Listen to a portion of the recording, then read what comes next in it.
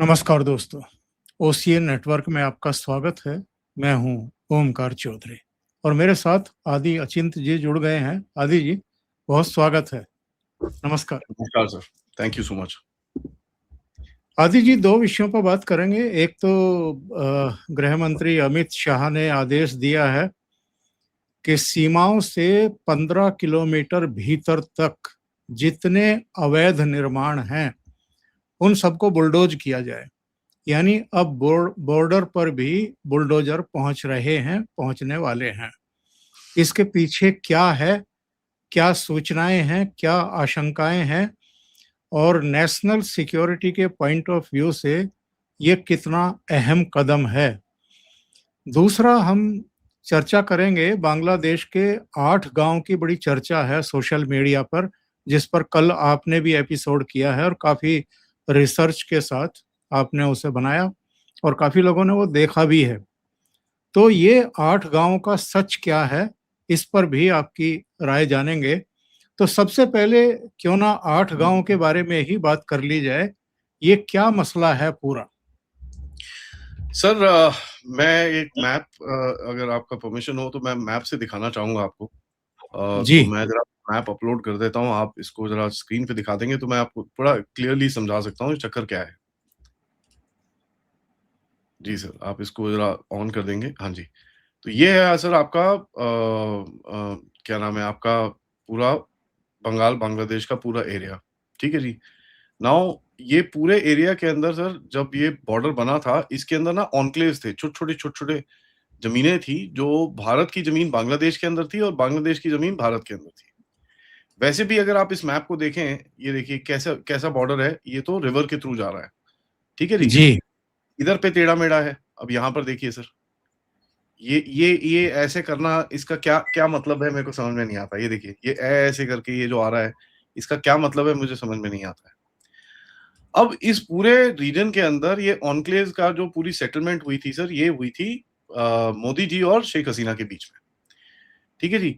लेकिन उसमें एक जगह रह गई थी, वो ये जगह है सर, द दहग्राम करके एक जगह है, ये वाली। जी। यहाँ पर सर करीब-करीब 8 विलेजेस हैं। जो 8 विलेजेस हैं, जिनका नाम मैं आपको बताता हूँ। ये हैं हाँ, खांजीपुर, हरिदासपुर, आनंदपारा, गोपालपुर, श्यामनगर, रामचंद्रपुर, कृष्णापुर ईस्ट और दौलतपुर। ठीक है जी? जी। ये सारे विलेजेस हैं सर इसके अंदर। ये सारे हिंदू विलेजेस हैं। ठीक है जी? सबसे पहले मैं ओके। आपको, मेजॉरिटी इनकी हिंदू है। अब ये है बांग्लादेश, ये है भारत, ये अगेन बांग्लादेश आ जाता है जो भारत के अंदर है। ओके। 1971 में जब ये लड़ाई हुई थी और ये सब चीजें सीधी हुई थी, यहाँ पर ये ऐसा रह गया था, तो यहाँ पर हमारी जो आयरन लेडी थी, उन्होंने बोला कि यहाँ पर हम एक 3 बीघा जमीन आपको दे देते हैं। जो ये बांग्लादेश बॉर्डर है और ये बांग्लादेश बॉर्डर है, उसके बीच में ये 3 बीघा जमीन दे देते हैं, जिसमें आपके लोग आराम से यहाँ पर एक पास बना के इस तरफ जा सके। ओके। ये एग्रीमेंट हुआ था, तो ये इस जगह का नाम है 3 बीघा कॉरिडोर बोलते हैं इसको, 3 बीघा बॉर्डर बोलते हैं इसको। ठीक है जी? अगर आप इसकी फोटो-वोटो पे भी जाएँगे, यहाँ पर आपको बड़ा क्लियरली दिखेगा 3 बीघा बॉर्डर। और इधर पे जी। बीएसएफ का पूरा वो रहता है और यहाँ पर काम किया जाता है। जो भी मतलब पास-वास बनता है, ये होता है। इधर पे एक बीजीपी का छोटा-सा इनका ऑफिस है, बांग्लादेश ओके। बॉर्डर का। नाउ ये 8 विलेजेस ने एक चिट्ठी लिखी है। यहाँ पर हुआ क्या सर, अभी 3 बीघा बॉर्डर बॉर्डर की तरफ इधर पे बीएसएफ आई सर्वेलेंस करने के लिए और इधर पे आई फेंसिंग-वेंसिंग की मेजरमेंट करने के लिए। इन्होंने देखा सारा, अगर ये फेंसिंग हो गई और सर्वे हो गया, तो हमारा तो नाम कट जाएगा भारत से। हम परमानेंट बांग्लादेश में आ जाएँगे। अभी हम रहते जी। जी। भारत में हैं, लेकिन हैं बांग्लादेशी हैं। तो इन्होंने एक चिट्ठी लिखी है और पूरा हिस्टोरिकल इन लोगों ने चीज़ें निकाली हैं अंग्रेज़ों के ज़माने की तरफ से, जो गैज़ेट इश्यू हुए थे और ये जो पूरा हुआ था, बोला था कि भाई हम सारे हिंदू विलेजेस हैं और हम बोलते हैं हमको इनके साथ बांग्लादेश में नहीं रहना है। अब आप देखें, ये जो जगह है ये तीस्ता रिवर के ऊपर है सर। अब तीस्ता का भी बिल्कुल। आपको पता है, काफ़ी यहाँ प्रॉब्लम है। जलपाईगुड़ी से ये नॉर्थ से आती है, इधर से सिपोक से, बागरकोटे से इधर से आती है ये, नॉर्दर्न बंगाल से, और ऊपर आगे सिक्किम से आती है ये बनती हुई, नीचे तीस्ता बन जाती है। जी। तो ये एरिया है। यहाँ पर इन विलेजेस ने, इनके जो हेड्स हैं, इन्होंने चिट्ठी-विट्ठी लिखी है कि साहब हमको नहीं रहना इनके साथ। हमारे पास ना आईडी है बांग्लादेश की, ना हमको इनके साथ रहना है, तो आप हमको भारत में ले लीजिए। अब बीएसएफ ने बोला यार हम तो एकदम से नहीं ले सकते, तो आप बिल्कुल। फ्लेक्सिबिलिटी दीजिए, हम आगे देखेंगे क्या करना है इसके बारे में। और इसमें भी भारत का कोई इमीडिएट जवाब आएगा भी नहीं, क्योंकि ये एक नेगोशिएशन पॉइंट बन जाएगा आपका बांग्लादेश के साथ। तो एक आपके ये पास एक बोलते हैं तरीके से 2015 का एक्सटेंशन ही होगा, अगर कोई और टॉक्स हुई और उसको आगे बढ़ाया गया तो। जी। तो यहाँ पर अभी ये चक्कर ये है कि यहाँ के लोग तो मना करते हैं कि भैया हमको आना नहीं है। अब ये क्या हुआ इस जगह पे जब ये सर्वे हो रहा था, बांग्लादेशियों को पता चला कि यार ये तो सर्वे हो रहा है और ये सारे जॉइन करना चाहते हैं। तो ये वहां पर पहुंच गए, इनकी जो बॉर्डर गार्ड है वो वहां पर पहुंच गए, वहां पर काफी हल्ला गुल्ला करा इन्होंने। हमारे बीएसएफ वालों ने बोला देखो यार हल्ला गुल्ला तो मत करो, ठीक है, तुम हल्ला गुल्ला करोगे तो हम मारेंगे तुमको पकड़ के। यहाँ पर बड़ा स्ट्रॉन्ग एक स्टेटमेंट दिया था इनको। तो फिर ये आया कि बोला कि भैया हमको जरा बॉर्डर पे मीटिंग करनी है, फ्लैग मीटिंग जो रेगुलर प्रोसीजर होता है हमको वो करना है। ठीक है जी, फ्लैग मीटिंग कर लेते हैं। अब ये फ्लैग मीटिंग में आए सर साइकिल रिक्शा के ऊपर, ठीक है। तो वहां पर बीएसएफ वाले बड़े हंस रहे थे कि यार ये साले साइकिल रिक्शा पे आए हैं, इनको ये क्या लड़ेंगे हमसे आके। तो फ्लैग मीटिंग में इनको बोला गया कि देखो यार आप सर्वे नहीं रोक सकते, हम अपने लैंड में सर्वे कर रहे हैं, आपको कुछ नहीं बोल रहे हैं हम लोग। ये विलेजर्स ने हमको चिट्ठी लिखी है, हमने कुछ नहीं करा इसके ऊपर, लेकिन अगर आप ज्यादा करोगे तो फिर हमको एक्शन लेना पड़ेगा। तो एक उनके गर्दन के ऊपर तलवार आपने ऑलरेडी लटका ली है। ये जो 8 विलेजेस हैं सर, इनके नाम से ही आपको पता चल जाता है, पहले तो कृष्णापुर, रामपुर, यू नो, ये दौलतपुर ये। हिंदू हैं, ठीक है। और इन्होंने इतने साल हो गए सर, ये वहां पर ये विलेजर्स बोलते हैं साहब हमारे पास तो बांग्लादेश का आईडी भी नहीं है, हमने तो लिया ही नहीं, हमको नहीं चाहिए। हम अभी भारत के ऊपर डिपेंडेंट है पूरी तरह से, क्योंकि चारों तरफ से भारत से सराउंडेड है, जो भी खाना पीना आता है सारा भारत से आता है वहां पर। बिल्कुल। तो हम लोग यहाँ पर फंसे हुए हैं, हमको यहाँ पर भारत में ही रहने दो, हमको बांग्लादेश नहीं जाना। अब ये एक ऐसी जगह है सर तीस्ता के ऊपर, अब तीस्ता का भी इसके अंदर गेम आता है। आगे जाके अगर तीस्ता पे कुछ एग्रीमेंट करना है आपको, तो आप बोलोगे अच्छा चल ठीक है यार, इसको भी बात करते हैं। दूसरा, अगर कोई नॉर्मल एग्रीमेंट होता है वहां पर आप बोलोगे चलो ठीक है यार, ये कितना एकड़ लैंड है, हम आपको इधर पे इस जगह पे कहीं खाली जगह पे आपको और दे देते हैं, एक्सचेंज कर लो। नॉर्मली ऐसे ही होता है। तो ये एक डिस्प्यूट टाइप उठेगा सर ये आगे जाके, और ये डिस्प्यूट इस जगह पे आके ऐसे जगह पे आके उठेगा जहां पर बांग्लादेश के पास बिल्कुल भी लेवरेज नहीं है। तो आपके पास एक बड़ा ऊपर अपर हैंड आएगा इसमें। ये एक और है सर जो 3 बीघा कॉरिडोर है, ये एक बड़ा डेंजरस सा जगह है, क्योंकि यहाँ पर फ्लड्स वर्ड्स आते हैं, काफी चक्कर होता है, तीस्ता के अंदर काफी इश्यूज रहते हैं। तो इसका जो जगह का सर्वाइवल है वो भारत के ऊपर ही डिपेंडेंट है। बिना भारत के ये सर्वाइव नहीं कर सकते वहां पर, बिल्कुल भी। ना इनके पास खाना आएगा, ना पीना आएगा, ना कुछ आएगा। बांग्लादेश जैसे मैंने आपको बताया, वहां पर ये साइकिल रिक्शा में घूमते हैं उधर पे, बॉर्डर गार्ड्स इनके। तो इनके पास कोई कैपेबिलिटी भी नहीं है कुछ करने की। अब चाहिए तो सर हम जाके बुक करके एकदम से सारा कुछ ले लें, बट उसमें हाँ, कर सकते हो आप, उसके अंदर कोई डाउट नहीं है, बट उसके अंदर थोड़े आपको चैलेंजेस आएँगे कि थोड़ा रोना-धोना होगा, ये होगा, वो होगा, वो सब है। तो अभी देखते हैं आगे भारत करता क्या है, क्योंकि मेरे हिसाब से भारत बड़ा आराम से इसके ऊपर कुछ एक्शन करेगा। एकदम से कोई एक्शन होगा नहीं। आप बड़े आराम से इसके ऊपर काम करोगे और धीरे-धीरे करके आपको जो करना है उसको आप आगे लेके जाओगे, एक लार्जर नेगोशिएशन के ऊपर। जी सर। दूसरे आदि जी, चिकन नेक को थोड़ा सा और जरा ठीक करने की बातें बहुत समय से होती रही हैं, वो शुभ घड़ी कब आएगी? देखिए सर, चिकन नेक को ठीक करना तो मैं बोलूँ, जैसे जिस जिस टाइम पे हम ये रिकॉर्ड कर रहे हैं ना, जब तक हम रिकॉर्ड एंड करें तब तक चिकन नेक सीधा हो सकता है। कैपेबिलिटी है सर आपके पास, उसके अंदर कोई डाउट नहीं है। बट सर देखिए ऐसा है, लैंड के साथ आपके साथ वहाँ पर बहुत सारी पॉपुलेशन भी है। त्योतिला कॉरिडोर है और उधर पे जो गाँव-वाँव हैं, वो सारे मुस्लिम गाँव हैं। उधर पे उन लोगों ने पूरी डेमोग्राफी अपनी सेट करके रखी हुई है। तो चिकन नेक का जो अभी ये जो सिलीगुड़ी कॉरिडोर का है, अभी तो आप देख रहे हैं उसकी स्ट्रेंथनिंग चल रही है। 120 एकड़ लैंड आर्मी को दिया गया, 110 एकड़ लैंड आईटीबीपी को दिया गया। वहां पर एक आरटीसी बनाए जा रहे हैं जिसको बोलते हैं रिक्रूटमेंट ट्रेनिंग सेंटर, आईटीबीपी का। रिक्रूटमेंट ट्रेनिंग सेंटर का मतलब क्या है सर? कम से कम नहीं तो 1000-1200 बंदे उधर पे कभी भी रहेगा। तो रिक्रूटमेंट भी हो रही है, ट्रेनिंग भी हो रही है और वहां पर डिप्लॉयमेंट भी हो रही है, वो साथ में रहेगा। उसके बाद आर्मी का जो आपने जगह दी है वहां पर 120 एकड़ जो दिया है, मतलब एक एक फॉर्मेशन आके वहां पर बैठने वाली है। उसके बाद 3 और फॉर्मेशंस उधर पे बनने वाली हैं, जहां पर 3 गैरिसन्स बांग्लादेश के आसपास बन रहे हैं। तो इस जगह को स्ट्रेंथन किया जा रहा है क्योंकि पता है यहां से कुछ बेवकूफी करने की ये कोशिश करेंगे। तो पहला गेम रहेगा सर भारत को इस जगह को पूरी तरह से स्ट्रेंथन करना। दूसरा गेम रहेगा कि इसको कहीं न कहीं स्ट्रेंथन तो करना, उसके बाद किस तरह से इसको फिर और आगे स्ट्रक्चर में लेके आना। तो अगर इसको आप स्ट्रक्चर में लेके आते हो, ठीक है, आपको दिखेगा कि धीरे-धीरे करके वो एक अलग सिक्योरिटी इंफ्रास्ट्रक्चर उठेगा वहां पर। उस सिक्योरिटी इंफ्रास्ट्रक्चर के बाद आप इसको आगे जाके एड्रेस करोगे सर, बिकॉज़ आपको पहले अपनी वल्नरेबिलिटी खत्म करनी है। पहला क्या है सर? सिक्योर करना है अपने आप को। तो अगर आप देखेंगे जो नया बॉर्डर पॉलिसी आ रहा है और ये सब चीजें आ रही हैं, उसके अंदर पहला मोटिव क्या है कि सिक्योरिटी पहले करो। और अमित शाह साहब ने 4 लेयर की सिक्योरिटी, 4 लेयर का एक बॉर्डर डिफेंस पॉलिसी निकाली है अभी, जिसके तहत अभी काम शुरू हो रहा है। और सबसे पहला चीज उनके अंदर बोला है कि 6 महीने के अंदर जितने भी बॉर्डर एरिया है उसके अंदर एंटी ड्रोन डिफेंसेस हमारे लग जाने चाहिए। तो उस पे पूरी तरह से अभी फुल पावर काम चल रहा है। अभी वो गए हैं दूसरी तरफ, अगर आप देखें हरामी नाला की तरफ गए हैं। अब माफी चाहूंगा बट नाम ही उसका हरामी नाला ही है, तो मैं कुछ हाँ, वो सर क्रीक में जो एक जगह है वहां। जी। जी। तो ये हरामी नाला की तरफ गए हैं, यहाँ पर वो पोजिशनिंग कर रहे हैं और ये बता रहे हैं कि भैया यहाँ पर ये चीजें होने वाली है। तो आप बांग्लादेश की तरफ भी देखें, फुल पावर वहां पर फेंसिंग का काम शुरू चल रहा है।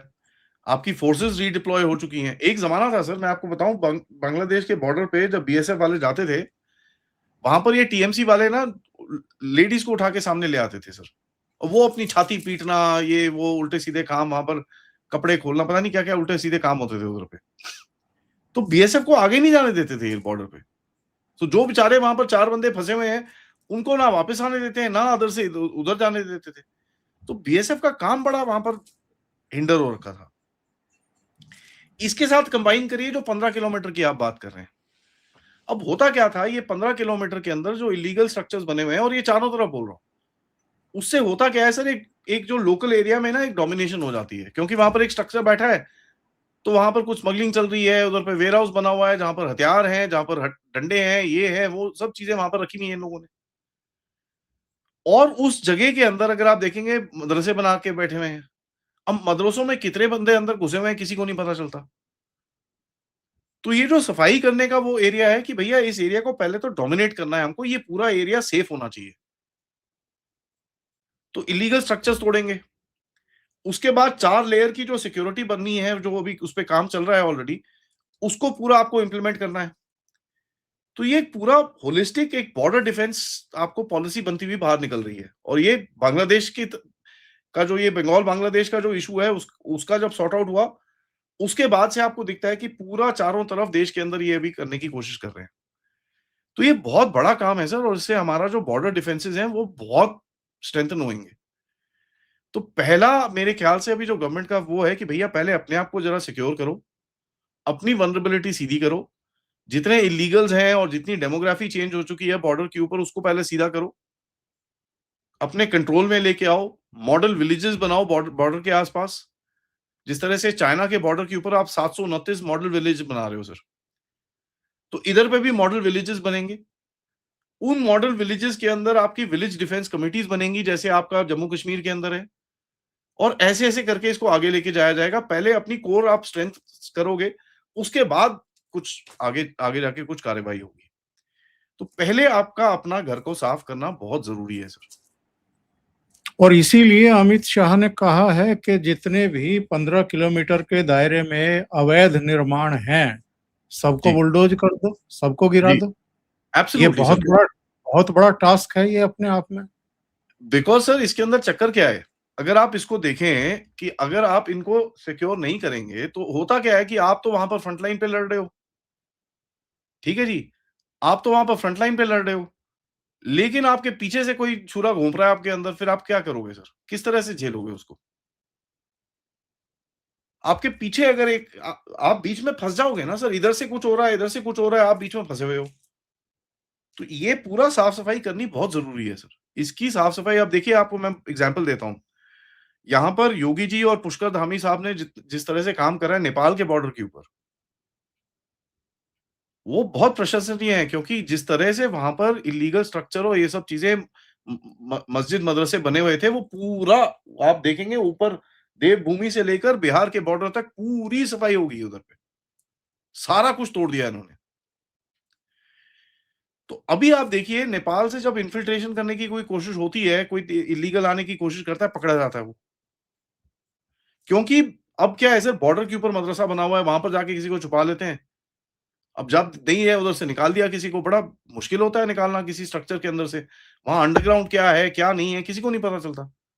अब वो पूरा एरिया साफ-सुथरा है, तो आपकी जो सीमा सुरक्षा बल है, इस समय पे नेपाल के बॉर्डर के ऊपर, उसके पास भी थोड़ा ईज़ी रहता है कि भैया ये पूरा एरिया है, खाली है, अब मेरे को हाँ, ठीक है, अब मैं आराम से देख सकता हूँ इसके अंदर। कोई भी टेढ़ी-मेढ़ी चीज़ होती है, तो आपको पता चलता है ये सस्पिशियस है। बिकॉज़ वो होनी नहीं चाहिए वहाँ पर। उसके अंदर अभी देखिए वो उस जब क्लैरिटी आएगी, तो उससे आपका ऑपरेशन भी ईज़ी रहेगा। और नेपाल से भी काफ़ी वल्नरेबिलिटी है सर आपकी, काफ़ी ये टेढ़े-मेढ़े जो घुसते हैं, नेपाल में भी घुसते हैं। नेपाल में एक एक वो मस्जिद है इनका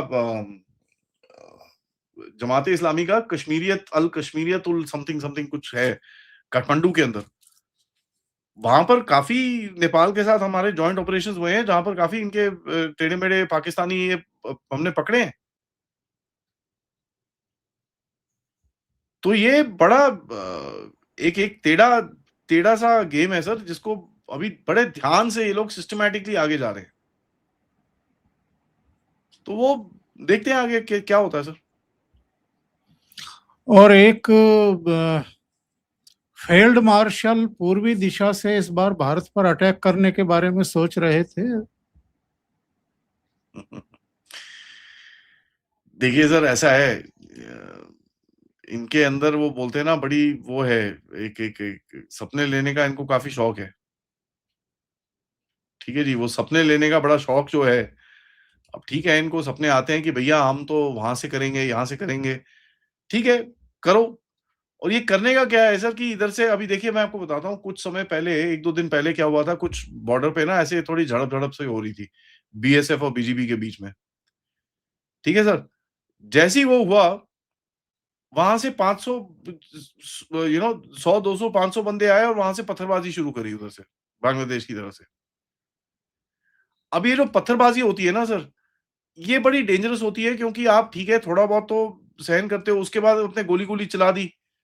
अब गोली-गोली चला दी तो फिर कोई कोई मरता है, अब कोई मरता है तो फिर ये रोते हैं। तो एक थोड़ा टेढ़ा-सा बड़ा सेंसिटिव सा पोज़ीशन आ जाता है यहाँ पर कि भैया यार कैसे इसको देखें? तो ये बड़ा एक एक बड़ी टेढ़ी सी सिचुएशन है, बीएसएफ के लिए। अब देखिए सर फालतू में सिविलियंस को मारना किसी को पसंद नहीं आता। बट अभी जो वार्निंग दी गई है भारत की तरफ से बांग्लादेश को कि देखिए ऐसा है कि आपके बंदे अगर सामने आएँगे तो हम मारेंगे उनको। और पिछले 1 डेढ़ हफ्ते में अगर आप देखें रोज़ एक बंदा बीएसएफ ठोक देती है वहाँ पर बॉर्डर के ऊपर। And shoot to kill. ये इस बारी वो नहीं है कि पंप एक्शन गन के साथ दूम-दूम थोड़ा-सा उनको इंजर-विंजर। यहाँ पर शूट टू किल हो रहा है सर। तो एक वो मैसेज दिया जा रहा है कि भैया ना आओ, जस्ट डोंट अगर आप आओगे तो मरोगे। और ये एक जो बोलते हैं ना सर, जो एक रिवर्स फ़ियर डालना है। क्योंकि पहले क्या था, पहले बीएसएफ डरी हुई थी इनसे। होता क्या था सर, ये आके सराउंड कर देते थे वहाँ पर। बहुत इंसिडेंट्स हैं, मैंने बहुत बीएसएफ वालों से बात करी है। सर कभी कुछ बेवकूफ़ी करनी होती थी, वहाँ पर आके हू-हा करके बीएसएफ को मैंने घेर लिया। और उधर से बांग्लादेशी हैं, इधर से भी साले घेर घेर के बैठे हुए हैं। और इधर से फिर बंदे निकलते हैं, स्मगलिंग होती है और ये सब चीज़ें होती थी। अब यहाँ पर ऐसे भी इंसिडेंट्स हैं जहाँ पुराने बीएसएफ वाले के काफ़ी इंसिडेंट्स हैं कि भैया उनकी भी इन्वॉल्वमेंट कभी बाहर आई है। तो बोलते हैं ना पूरा अभी वो यू नो पूरा अभी वो सॉफ्टवेयर अपडेट चल रहा है इनका, अच्छे से। तो ये जो सॉफ्टवेयर अपडेट है सर, ये बड़ा इम्पोर्टेंट है ताकि जो पूरा एक ओवरऑल सिक्योरिटी है उस रीजन के अंदर, वो सेट हो। नहीं तो ये कभी नहीं होगा सर, कभी भी नहीं होगा। हम लोगों को कहीं न कहीं इसको पूरा जो एक पूरा होलिस्टिकली देखना पड़ेगा बॉर्डर को, तब जाके आप इसको कहीं न कहीं सीधा कर पाओगे। अदरवाइज़ आप ऐसी इधर पे आप आपने आग बुझाई, उधर पे आग बुझाई और पाकिस्तानियों को या इधर को, उधर को आप बस अपॉर्च्युनिटी दे रहे हो कि कहीं न कहीं वो कभी इधर से कुछ कर ले, कभी उधर से कुछ कर ले। अपॉर्च्युनिटी है इनके लिए। अभी वो क्या है, आपका बड़ा सिंपल सा गेम है साहब, ये अपॉर्च्युनिटी देनी ही नहीं है। ये चीज़ हमको देना ही नहीं है कि हम इनको ऐसी जगह दें कि यहाँ पर हमारे साथ कुछ उल्टे काम कर सकें। हमको एक अपर हैंड बना के रखना है। तो ये आपको एक दिखता ये है। एक ये सूचना आ रही थी कि चूंकि पश्चिम बंगाल से बहुत सारे बांग्लादेशियों को वापस भेजा जा रहा है और हकीमपुर बॉर्डर पर वो सब इकट्ठा हो गए हैं। जी, उनको एक-एक करके उनकी शिनाख्त करके, बायोमेट्रिक्स करके, उनका रिकॉर्ड रख करके उनको सौंपा जा रहा है। लेकिन कुछ जगहों पर वहाँ पर बदतमीजियाँ हुई हैं जिसको हम कहते हैं, जो हथियारों के साथ इसको देखा गया बीजीबी को और कुछ जगहों पर उन्होंने लोगों को उकसाया भी है उधर से। तो इससे कैसे निपटेगा हमारा देश या हमारी जो बीएसएफ वगैरह है? देखिए सर, इस टाइम पे पॉलिसी बड़ी सिंपल है, ठीक है? इन सबको बोला गया है कि भाई साहब वापस जाओ, खत्म कहानी। और अगर आप हकीमपुर जैसे आपने नाम लिया, हकीमपुर को अगर आप देखें सर, बड़ा छोटा-सा गाँव है वो, ठीक है जी? बड़ा छोटा-सा गाँव है, ज़्यादा कुछ नहीं है और वो छोटा-सा गाँव जो है, उसको कहीं न कहीं सराउंड करना और उसको पूरी तरह से सिक्योर करना बड़ा ईज़ी रहेगा। तो तभी आप देखते हैं कि भई इस गाँव को चूज़ किया गया है और यहाँ पर इनको बोला जा रहा है कि भैया वापस जाओ यहाँ से। चक्कर क्यों है सर? क्योंकि ये एक ऐसी जगह पे है जहाँ पर ना बांग्लादेश में की तरफ अगर आप देखें, कुछ भी वहाँ पर उनकी तरफ से भी कुछ ज़्यादा गाँव-वाँव नहीं है, ठीक है?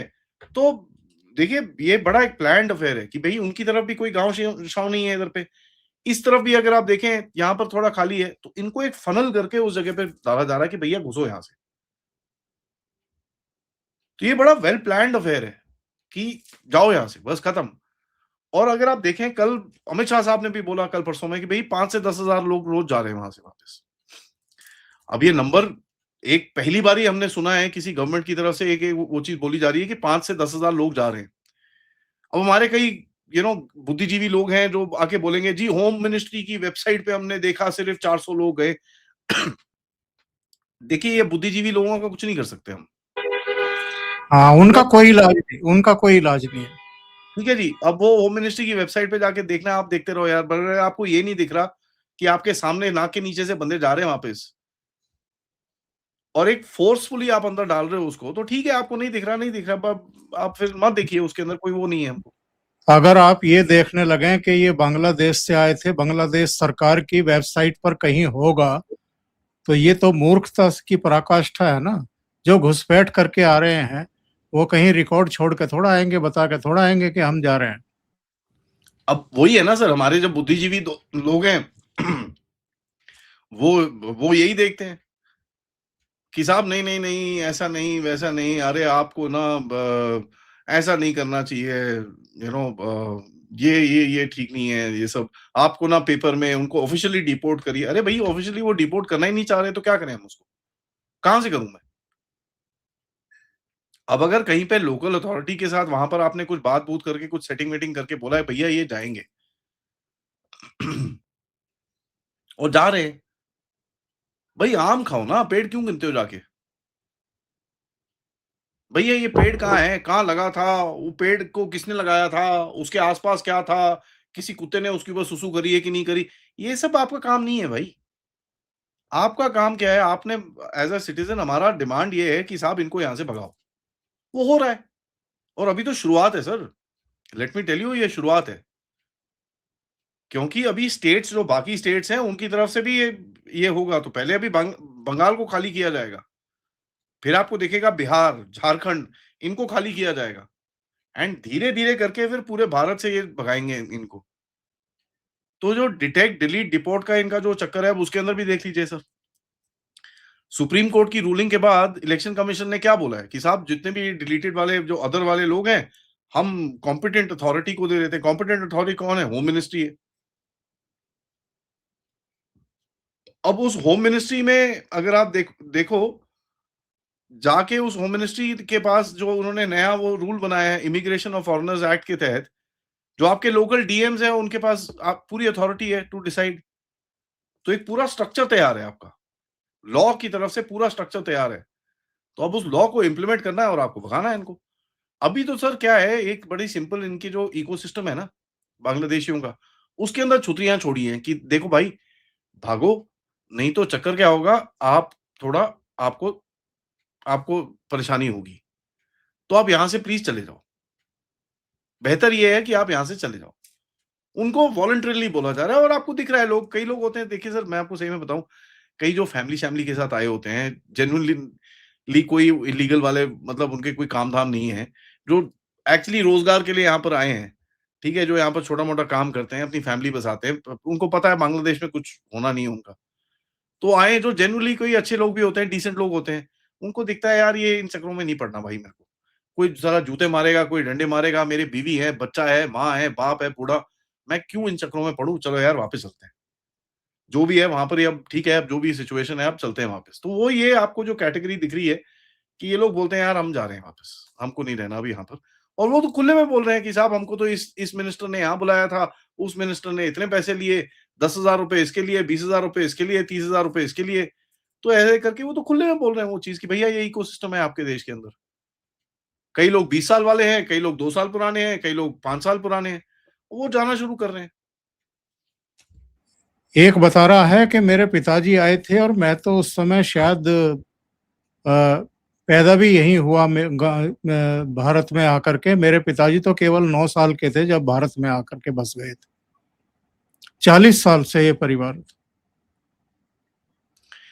सर ऐसे ही है ना, अभी आप देखिए जिस तरह से यहाँ पर इकोसिस्टम एक है और ये 40 साल से कम है सर, मैं आपको बताऊँ, ये अगर आपको लगता है कि सीपीएम वाले भी ये नहीं करते थे, ये सारे यही करते थे। सारे ये करते थे बिकॉज़ इनको पता है भैया वोट बैंक पॉलिटिक्स से ही आप जीत सकते हो, नहीं तो आप जीत नहीं सकते। इ इनका बड़ा क्लियर है और आप सोचिए, मैं तो सर ये बहुत बारी ये चीज़ बोला है मैंने कि साहब ये जो 2024 में मोदी जी के अपने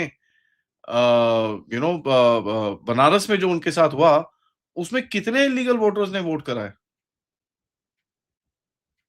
कुल और भारत इसीलिए दरिद्र बना हुआ है क्योंकि ये भारत के संसाधनों पर, भारतीयों के हकों पर डाका डाल रहे थे। जी। अब मुझे ये कितना बताइए आप, कितने लोगों ने कितने लोगों ने फेक वोटिंग करी होगी सर यूपी के अंदर? ये सवाल बनता है, अब इसका जवाब मेरे पास नहीं है, ना किसी किसी के पास है। कई लोग बोलते हैं नहीं जी वो बीजेपी की अपनी पॉलिटिक्स की वजह से आ रहे। हाँ, ठीक है उन्होंने भी गलतियाँ करी, बट ये भी तो थे ना। आप अगर मुझे बोलते हैं कि अगर जो 2 लाख दो सॉरी 2 करोड़ नाम अगर यूपी से काटे गए हैं, वो बिल्कुल भी यूज़ नहीं हुए थे 2024 के इलेक्शन के अंदर, तो साहब हाथ जोड़ के मैं बोलता हूँ बड़े बड़े ह्यूमिलिटी के साथ कि साहब मैं मानने को तैयार नहीं हूँ। अगर कोई मुझे ये बोलता है जो 2 करोड़ से ज़्यादा लोगों का नाम यूपी के एसआईआर में कटा है, उन्होंने ये जो यूपी में बीजेपी के साथ जो हुआ है, उसके अंदर इनका कोई हाथ नहीं था, तो यार मुझे माफ़ कर दीजिए, मैं इसके आगे क्या बोलूँ आगे? ये रियलिटी है सर हमारे देश में और इसमें हमको ये चीज़ मेरे हिसाब से तो 2024 के बाद इनकी घंटियाँ बजी होंगी कि यार ये हुआ क्या? हम तो साला 400 की बात कर रहे थे, ये तो 300 भी नहीं आए हमारे।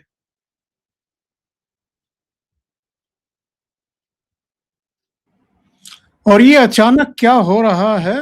ख्वाजा आसिफ को क्यों याद आ रहा है कि उनके दादा या परदादा हिंदू थे और सर लाहौर में 10 जगहों के नाम बदल करके वापस कृष्णा नगर और तमाम किए गए और 10 दिन के भीतर वापस पलट करके फिर से पुराने वही बहाल कर दिए गए, अहमदनगर और पता नहीं क्या-क्या वो पुराने नाम। ये क्या हो रहा है पाकिस्तान में? रियलाइजेशन हो रहा है या याददाश्त कमजोर थी वो सुधर गई है? हो क्या रहा है? सर 4 नाम बदल के कौन-सी रियलाइज़ेशन होती है सर किसी को? 4 नाम किसी ने बदल दिए तो कौन-सी किसकी रियलाइज़ेशन हो गई सर किसी की? आप मुझे ये बताइए।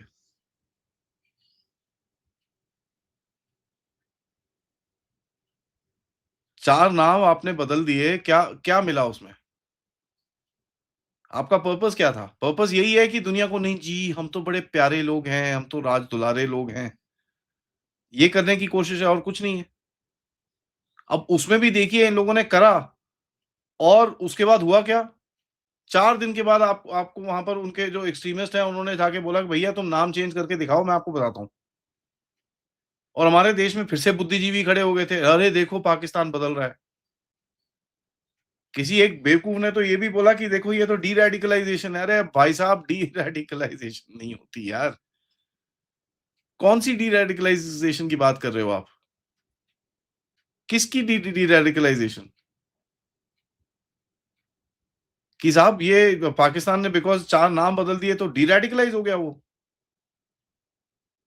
सर ये तो अब मैं क्या बोलूँ कि बोलते हैं ना सर अंधों में काना काणे राजे की जैसे बातें करते हैं लोग हमारे देश में।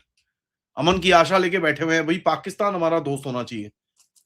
और इसमें कई हमारे राइट विंग वाले भी हैं, जो ये मतलब मेरे को समझ में नहीं आता किस बुद्धि से ये लोग सोचते हैं।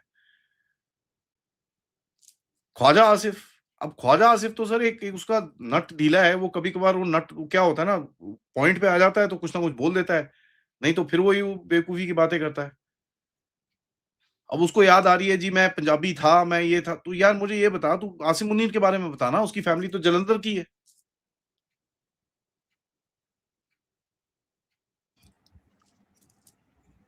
तो ये सर ये सब इनके शोकेस है। ये होता क्या है कि थोड़ा भारत की तरफ से जब रेटरिक बढ़ता है इनका टेररिज्म का और इनका, ये अपनी थोड़ी हवा निकालने की कोशिश करते हैं, देखो जी हम बड़े अच्छे लोग हैं, बड़े प्यारे लोग हैं। हम देखो अपनी हिस्ट्री को वापस लेके जाते हैं, ये वो। और दूसरा क्या है सर, सबसे बड़ी चीज़ मैं आपको बताऊँ कि इनको ये पता चल रहा है कि पंजाब इनके हाथ से जा रहा है। पंजाब में भी गेम शुरू हो गया है, तो आपको दिख रहा है पंजाब कहीं न कहीं हाथ से जा रहा है। तो ये उसको पकड़ने की कोशिश कर रहे हैं। दोबारा से नहीं, बच नहीं थोड़ा बचेगा कौन-सा पार्ट? कुछ नहीं बचेगा सर। इनका देखिए ये झूठ के ऊपर ये जो पूरा नैरेटिव बनता है ना, देखिए सर नैरेटिव में क्या होता है? नैरेटिव की लड़ाई में एक छोटी-सी सच्चाई होती है, उसको झूठ में लपेटा जाता है और थोड़ा-सा आप गेम खेलते हो।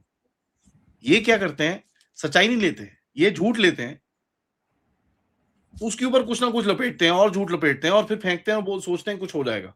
अब होता क्या है सर, झूठ फैलता है बहुत जल्दी। तो इनको थोड़ा-सा इनको रिजल्ट मिल जाता है, बड़े वो खुश हो जाते हैं।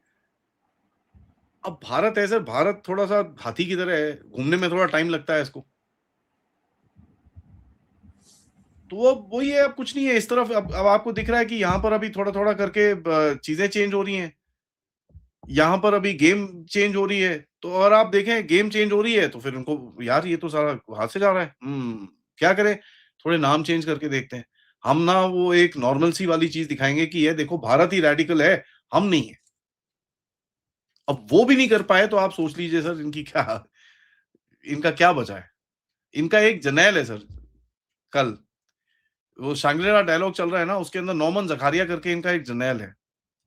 कहता है जी हमको एआई से बड़ा प्रॉब्लम है क्योंकि एआई से बड़े फेक वीडियोज़ आ रहे हैं। अच्छा जी, ये उस गवर्नमेंट से बोल रहा है जिसके ऑफिशियल हैंडल के अंदर एक वीडियो गेम का वीडियो लगाया था कि भारत जहाज शूट डाउन कर दिया है। ये वो बोल रहा है सर, तो मैं क्या बोलूँ आगे अभी इसके आगे? आदि जी बहुत-बहुत धन्यवाद जुड़ने के लिए, इतना समय निकालने के लिए, बहुत महत्वपूर्ण मुद्दों पर चर्चा करने के लिए। Thank thank you you so sir, much. Thank you sir. नमस्कार। नमस्कार।